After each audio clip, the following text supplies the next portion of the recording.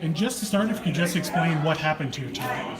Tonight, I think something really good happened. We are coming together to deal with a subject matter that tears down harmony, and we talked about it in a way that where we can use it to build up harmony. And that's the whole idea that was behind it. And there was a lot of comments about race in Wausau. What's your kind of overall take on race in Wausau right now? My take on it is that it's not talked about, it's not confronted, and when you don't, it creates an air of discomfort.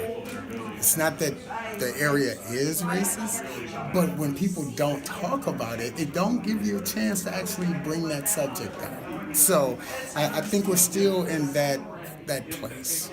And it was talked about that some of these conversations can be a little uncomfortable. Just what does it mean to see so many people come out to say that they'll have these uncomfortable conversations in front of other people? I think it touched my heart. You know, I believe in love, and I felt love today. I felt some love today from the officials and from the community at large. And you got to respect love, whether it's from one person or 10. And we had a decent turnout, so yes, I feel good about doing it.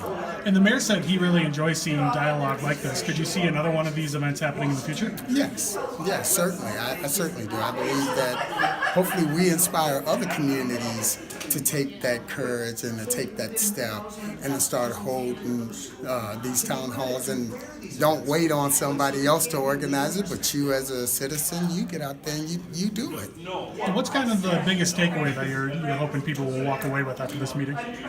That there are people from all kind of backgrounds here pulling for the same thing, a unified and a welcoming community. Great. Anything else you'd like to add on about tonight? People for the Power of Love is about love. Tell me why events like tonight are important. Well, I think tonight's events are important to the different people that were here for lots of different reasons.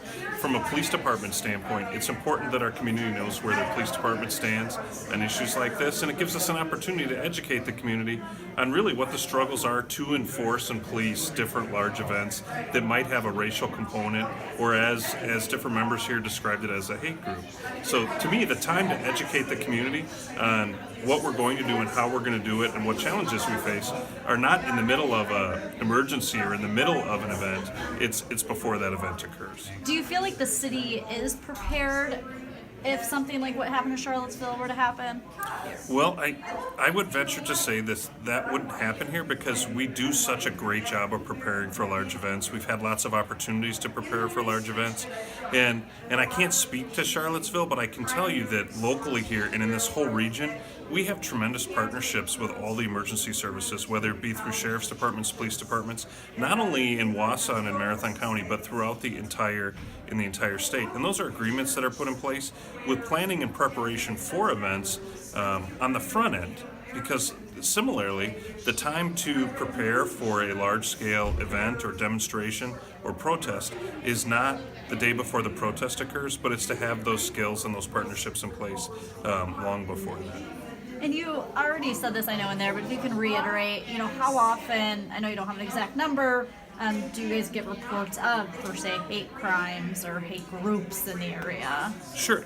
Like I mentioned in the town hall, we don't track hate groups. There's no secret room in the basement where we keep that information at the police department. However, different community members do make us informed and provide us with information about things that they hear, or things that they see, or things that they're aware of, and that's helpful to us to keep to be aware of what type of situations might arise from the just different groups being in the community. As far as hate crimes go, as I mentioned, we're very fortunate that we don't have a significant number of hate crimes that are reported to law enforcement or the Wausau Police Department on an annual basis. It's more an isolated incident when something like that occurs, and we investigate it for the potential that it is a hate crime. But again, we're very fortunate in this community that that's not a regular occurrence. What was kind of your biggest takeaway from tonight's town hall meeting?